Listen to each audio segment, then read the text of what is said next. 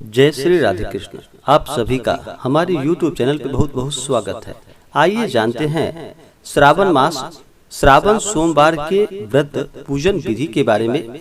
इस दिन भगवान का किस प्रकार से पूजन करना चाहिए, भगवान को क्या चढ़ाना चाहिए, इस दिन क्या करना चाहिए, नहीं करना चाहिए, किन बातों का ध्यान रखना चाहिए, तो आज जानेंगे इन सबों के बारे में। आप सभी भक्तों को श्रावण सोमवार श्रावण मास की ढेर सारी शुभकामनाएं।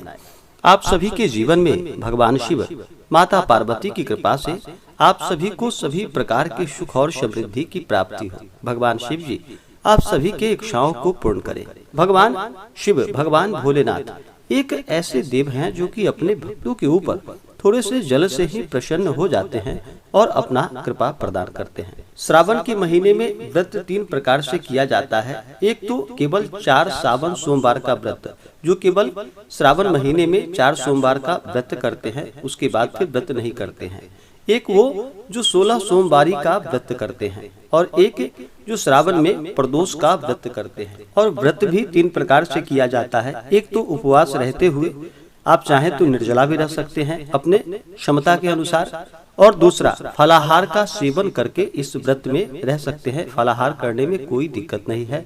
और एक सेंधा नमक का भी आप प्रयोग कर सकते हैं। भगवान शिव के पूजन के लिए इस दिन चाहिए कि श्रावण सोमवार के महीने में श्रावण सोमवार के व्रत में वैसे तो भक्तजन दूर दूर तक जाकर के अपने कांधे पे कांवर रख करके भगवान शिव के मंदिरों में जाकर के, जैसे कि वैद्यनाथ धाम, काशी आदि ज्योतिर्लिंग में जाकर के भगवान शिव का पूरे विधि विधान के साथ पूजन करते हैं और उनके ऊपर जलाभिषेक करते हैं। इससे भगवान शिव जी अति प्रसन्न होते हैं। और जो वहाँ पे नहीं जा पाते हैं, घर के आसपास के मंदिरों में पूजा करते हैं या अपने घर में ही पूजन करते हैं, इससे भी भगवान शिव जी अति प्रसन्न होते हैं। किसी भी प्रकार के पूजन में श्रद्धा भक्ति भाव का होना अति आवश्यक है। आप कहीं भी पूजन करें, लेकिन श्रद्धा भक्ति भाव के साथ, अगर विश्वास के साथ अगर पूजन करते हैं भगवान का, इससे भगवान शिव जी अति प्रसन्न होते हैं। भगवान भोलेनाथ अति भोले हैं, अपने भक्तों के ऊपर थोड़े से जल से ही प्रसन्न हो जाते हैं। तो आप कहीं भी भगवान का पूजन करें तो यह लाभप्रद ही होता है। विश्वास के साथ भक्ति भाव के साथ पूजन को करना चाहिए। इस दिन भगवान के पूजन के लिए अगर आप घर पे कर रहे हो या मंदिर में कर रहे हो तो पूजन विधि सामान्य ही है। तो आप इस प्रकार से भगवान शिव का पूजन कर सकते हैं। जैसे कि श्रावण सोमवार के दिन चाहिए कि इस दिन जहाँ पे आप पूजन कर रहे हैं वहाँ पे अच्छे तरीके से साफ सफाई करें। घर पे पूजन कर रहे हो तो घर पे गंगा जल का छिड़काव करें। एक अच्छा सा जगह ले, जैसे कि ईशान कोण में विशेष प्रकार से पूजन करना लाभप्रद होता है। पूजन स्थान पे एक चौकी लगाए, चौकी पे सफेद और लाल वस्त्र बिछाए। भगवान शिव के लिए सफेद वस्त्र और माता पार्वती के लिए लाल वस्त्र वहाँ पे बिछाए और भगवान शिव की फोटो या प्रतिमा रख करके उसके बाद भगवान का पूजन करना चाहिए। पूजन के लिए एक आसन लगाए, विशेषकर कुशा के आसन का प्रयोग करें। ध्यान रखें, जब भी भगवान शिव का पूजन किया जाता है तो शिव परिवार का पूजन करना चाहिए। सबसे पहले तो इस दिन कुशा के आसन के ऊपर बैठे और उत्तर या पूर्व दिशा की ओर मुख करके बैठना चाहिए। सबसे पहले तो इस दिन भगवान गणेश का पूजन करें। भगवान गणेश सर्वप्रथम इनका ही पूजन किया जाता है। किसी भी शुभ कार्य या मांगलिक कार्यों में भगवान गणेश का पहले पूजन करना चाहिए। उसके बाद भगवान शिव के पूजन में नंदी देव का पूजन करना चाहिए। श्रृंगी, भृंगी, कीर्तमुख, कुबेर देवता आदि का पूजन करना चाहिए। शिव परिवार का पूजन करना चाहिए। उसके बाद भगवान भोलेनाथ और माता पार्वती का पूजन करना चाहिए। भगवान शिव का सफेद पुष्प लेकर के ध्यान करना चाहिए। उसके बाद फिर भगवान का आवाहन करे। उसके बाद भगवान को आसन प्रदान करे। आसन के लिए भगवान को अक्षत प्रदान करे। उसके बाद पाद्यम अर्घ स्नान के लिए जल चढ़ाए।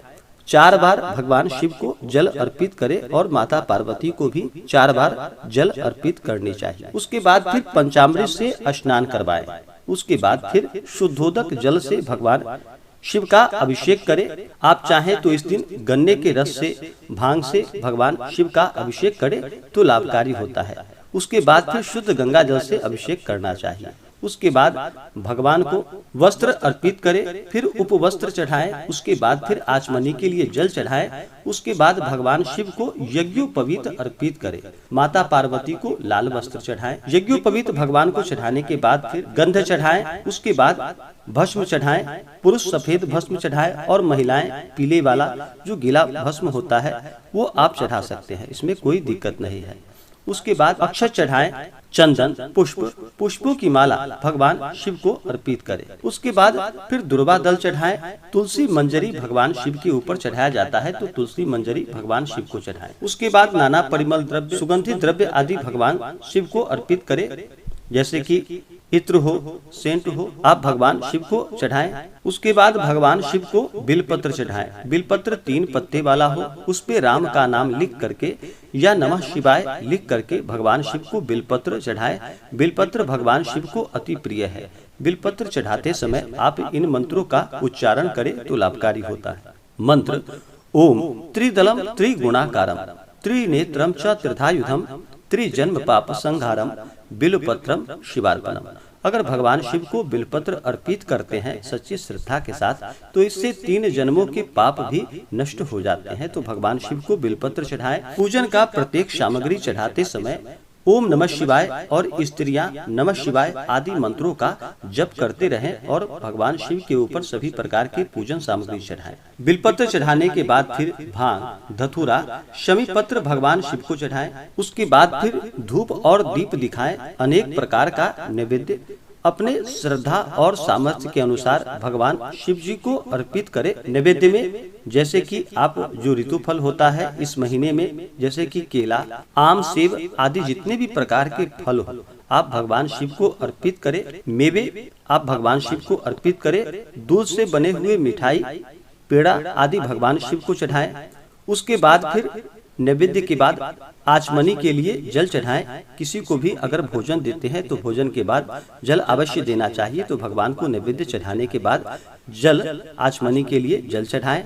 उसके बाद फिर तांबूल चढ़ाएं, लौंग इलायची के साथ में एला लवंग तांबूल भगवान शिव को अर्पित करें। उसके बाद द्रव्य और दक्षिणा चढ़ाएं। उसके बाद सोमवार व्रत का कथा श्रवण करें या भगवान शिव के स्तोत्रों का पाठ करें, शिव चालीसा आदि का पाठ करें। इसके बाद फिर हवन आदि का कार्य करके उसके बाद फिर भगवान की आरती करें। आरती करने के बाद प्रदक्षिणा करें। भगवान शिव का अर्ध प्रदक्षिणा ही करना चाहिए, यानी कि आधी प्रदक्षिणा ही भगवान शिव की करनी चाहिए, पूरी प्रदक्षिणा नहीं की जाती है, तो इस बात का ध्यान रखें। उसके बाद फिर भगवान की पुष्पांजलि करें। उसके बाद क्षमा प्रार्थना करते हुए भगवान शिव से प्रार्थना करें कि हे भगवान शिव, हे भगवान भोलेनाथ, माता पार्वती, हमसे पूजन में कहीं भी अगर त्रुटि हुई हो तो हमें एक अबोध बालक या बालिका समझ के क्षमा कीजिएगा। इस प्रकार से भगवान से प्रार्थना करें। इस प्रकार से सोमवार के व्रत में भगवान शिव का पूरे विधि विधान के साथ पूजन करना चाहिए। यह लाभकारी होता है। जो भी जातक व्रत रखते हो व्रत के दौरान कुछ बातों का ध्यान देना चाहिए, जैसे कि व्रत के दौरान किसी के ऊपर क्रोध नहीं करनी चाहिए, अपने मन में किसी के प्रति ईर्ष्या या द्वेष का भाव नहीं लाना चाहिए, ब्रह्मचर्य का पालन करना चाहिए, तामसिक वस्तुओं का प्रयोग बिल्कुल भी नहीं करना चाहिए, जैसे कि मांस, मदिरा, लहसुन, प्याज आदि का प्रयोग बिल्कुल भी ना करें। शुद्ध और सात्विकता का पालन करना चाहिए। धर्म का आचरण करते हुए व्रत के दिन रहना चाहिए। महिलाओं का सम्मान करना चाहिए। जहाँ पर भी महिलाओं का सम्मान होता है वहाँ पर माता स्थिर लक्ष्मी का वास होता है, तो सदा ही महिलाओं का सम्मान करें। श्रावण मास में दूध का सेवन नहीं करना चाहिए और शाक का भी सेवन नहीं करना चाहिए, तो इस बात का भी आप ध्यान रखें। व्रत के दौरान भगवान शिव का सुबह और शाम के वक्त इसमें पूजन करना चाहिए। तो सुबह का पूजन करने के बाद आप चाहें तो एक समय फलाहार ग्रहण करें, आप जिस भी प्रकार से करते हो, लेकिन सिंधा नमक का अगर प्रयोग करते हैं तो संध्या के पूजन और आरती के बाद ही सिंधा नमक का प्रयोग करें। अगर नहीं तो फलाहार का सेवन करके ही व्रत में जहाँ तक रहे तो यह भी लाभकारी होता है। और सिंधा नमक का भी प्रयोग करें रात्रि के समय में एक समय, तो इससे भी कोई दिक्कत नहीं है। तो इस प्रकार से भगवान शिव का पूरे विधि विधान के साथ पूजन करना चाहिए। सोमवार व्रत का कथा श्रवण करना चाहिए। भगवान शिव के स्तोत्रों का पाठ करना चाहिए और व्रत के दौरान नमः शिवाय स्त्रियां नाम जप करें और पुरुष ओम नमः शिवाय आदि नाम का जप करते रहें। व्रत के दौरान महामृत्युंजय मंत्र आदि का जप करना भी बड़ा ही पुण्य फलदायक होता है, लाभकारी होता है।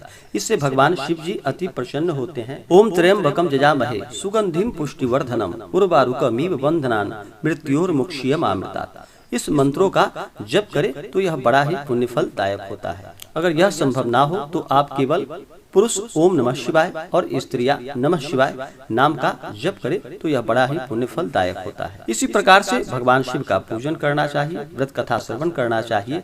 इससे अनंत गुना पुण्य फलों की प्राप्ति होती है। इस बार श्रावण का महीना जो कि 22 जुलाई 2024 से शुरू है और इसकी समाप्ति 19 अगस्त 2024 दिन सोमवार को श्रावण की पूर्णिमा होगी। तो इस बार श्रावण का पहला सोमवार 22 जुलाई को होगा, दूसरा सोमवार 29 जुलाई को होगा, तीसरा सोमवार 5 अगस्त को होगा, चौथा सोमवार का व्रत जो कि 12 अगस्त को होगा और अंतिम 5वां सोमवार जो कि 19 अगस्त को होगा।